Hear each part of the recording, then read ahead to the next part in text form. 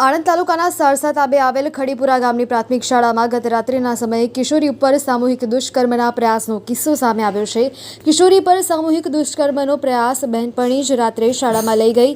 બે નરાધમોએ કેફી પીણું પીવડાવી ગુપ્ત ભાગે અડપલા કરતા જ સગીરાએ બૂમાબૂમ કરી મૂકી। આણંદ તાલુકાના સારસા તાબે આવેલ ખડીપુરા ગામની પ્રાથમિક શાળામાં ગત રાત્રિના સમયે કિશોરી ઉપર સામૂહિક દુષ્કર્મના કિસ્સામાં પોલીસે ગણતરીના કલાકોમાં જ 3 આરોપીઓની અટકાયત કરી આગળની કાર્યવાહી હાથ ધરી છે। આણંદ તાલુકાના સારસા પંથકમાં રહેતી એક કિશોરી ગત રાત્રિના સમયે પોતાના ઘરે હાજર હતી। તે વખતે આ કિશોરીની બહેનપણી તેના ઘરે આવી હતી અને સારસા તાબે આવેલ ખડીપુરા પ્રાથમિક શાળામાં બેસવા જઈએ તેમ કહીને સાથે લઈ ગઈ હતી।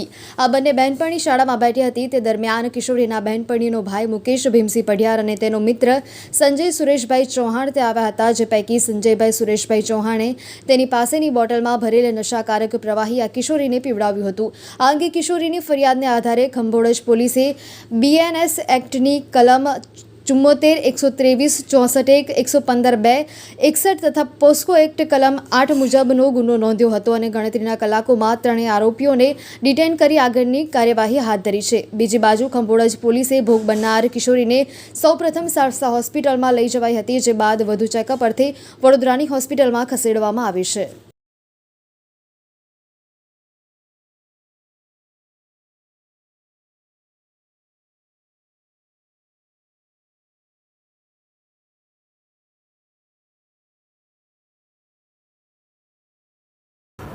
ગઈ તારીખ 6/10/2024ના રાત્રિના 10 વાગ્યાના સુમારે ખંભોળજ પોલીસ સ્ટેશનની હદમાં આવેલ નાના ગામની અંદર એક સગીર વયની દીકરી પોતાના ઘરે હતી। તે સમયે તેની બહેનપણી જે કાયદાના સંઘર્ષમાં આવેલ કિશોરી છે તે તેના ઘરે લેવા ગયેલી અને પોતે સ્કૂલમાં બેસવા જઈએ છીએ તેમ કહી તેને સાથે લઈને સ્કૂલમાં ગયેલા।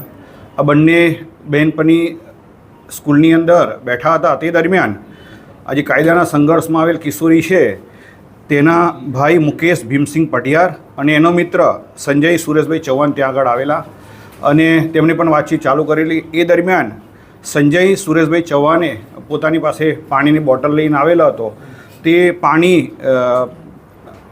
કાયદાના સંઘર્ષમાં આવેલ કિશોરીના કહેવા મુજબ સગીર વયની દીકરીને પીવડાવેલો હતો, જેથી તેને ઘેન ચડતા તે તકનો લાભ લઈ અને આરોપી સંજય સુરેશભાઈ ચૌહાણ એની જોડે આ કાયદાના સંઘર્ષમાં આવેલ દીકરીની સાથે રહી અને ભોગ બનનારની સાથે અડપલા કરેલા અને સેક્સ્યુઅલ એસોલ્ટ કરેલો હતો।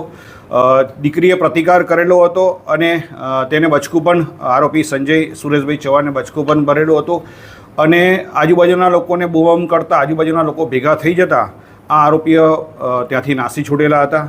આ બાબતે ખંભોળજ પોલીસને પણ જાણ કરતાં ભોગ બનનારને તાત્કાલિક સારસા હોસ્પિટલમાં એડમિટ કરેલા અને વધુ ચેકઅપ માટે SSG હોસ્પિટલ વડોદરા ખાતે એને રિફર કરેલા હતા। આ બાબતે ભોગ બનનારે ફરિયાદ આપતા સેક્સ્યુઅલ એસોલ્ટ પોક્સો એક્ટની વિવિધ કલમો હેઠળનો ગુનો રજીસ્ટર કરવામાં આવેલો છે।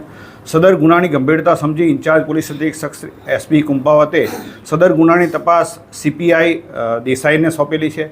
આ ગુનાના કામે ઇન્ટ્રોગેશન કરી અને પુરાવા મેળવી અને આ ગુનામાં સંડોવાયેલ એક કાયદાના સંઘર્ષમાં આવેલ કિશોરી અને 2 આરોપી મુકેશ પઢિયાર અને સંજયભાઈ સુરેશભાઈ ચૌહાણને ડિટેન કરવામાં આવેલા છે।